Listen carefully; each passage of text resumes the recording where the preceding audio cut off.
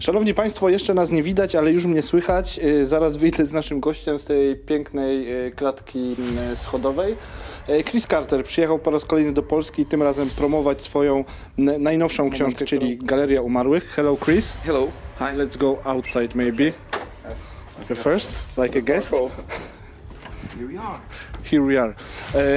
So, Chris, is Robert Hunter somebody like Superman or Texas Ranger, or are you going to kill him someday, maybe? Oh, he's not a Superman or anything, and he's actually a normal person. I've thought about it, and I think I said this before. On the first book, the Crucifix Killer, when I first wrote it, Hunter didn't win at the end. He almost died. So because it wasn't a series, when I wrote the Crucifix Killer, it was just a story.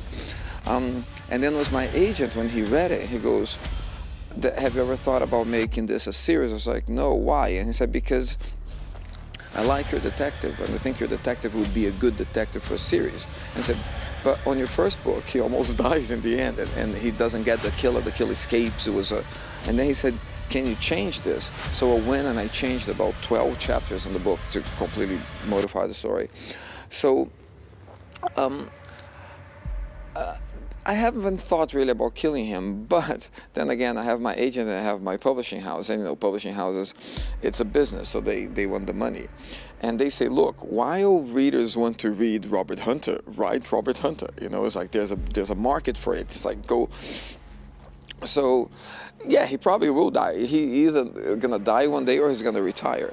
But no, he's not Superman. He just, you know, he gets lucky now in a whole bunch of books. And the Gallery of the Dead is one that, at the end of it, is more luck than him being super smart. It's like something happens in Gallery of the Dead by chance that gives him a clue of how to solve everything. So he was trying and he didn't know what to do. He was like, we don't know how to get here. So how are we gonna find this guy? It's like we have nothing to find him. And then something happens in the book that is by chance, and that gives him a clue.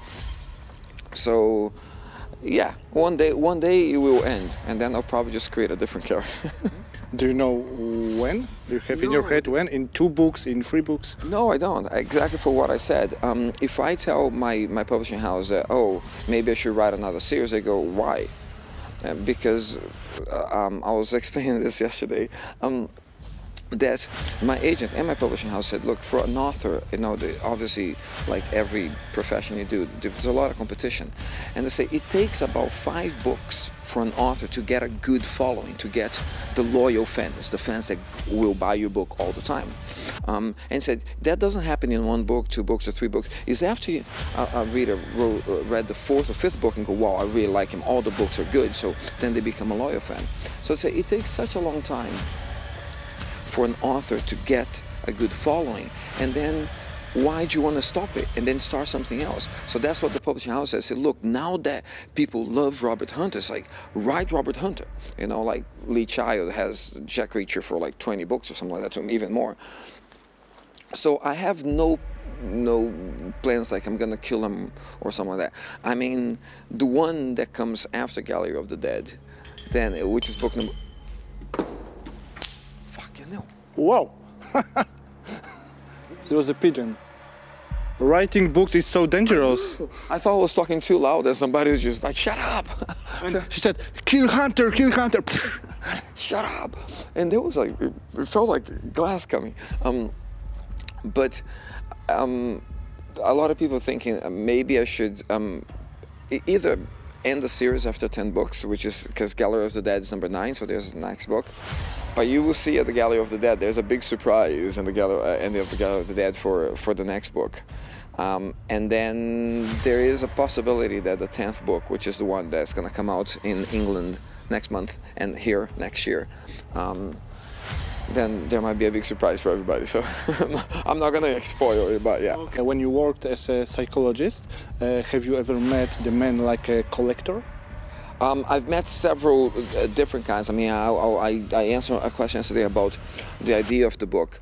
And as I said, like every author, you can just see one thing and then from that little thing get an idea for the book. For example, I can look at this building and just go, it's an old building, nobody lives here, and it's been abandoned. Now imagine if a guy decides to take the building, and in every floor he has a different torture chamber, and he transformed the building into a torture chamber.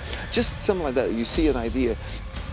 And in Gallery of the Dead, the idea, I went to a crime scene that when we walked, it wasn't maybe it wasn't the intention of the killer, but it looked like a painting.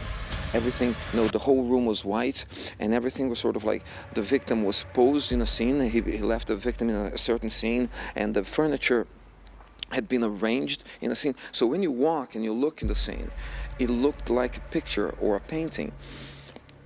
And obviously, that's not what the killer was doing. And back then, I never thought I would be a writer, so I didn't think about it. But then, now that I'm a writer, and I was trying to come up with ideas for the next book, I remember the scene, and I was like, what if the killer uses murder as an art form, and then every scene he sets to look like if it was either a painting or a photograph, and that's where the idea from the book came.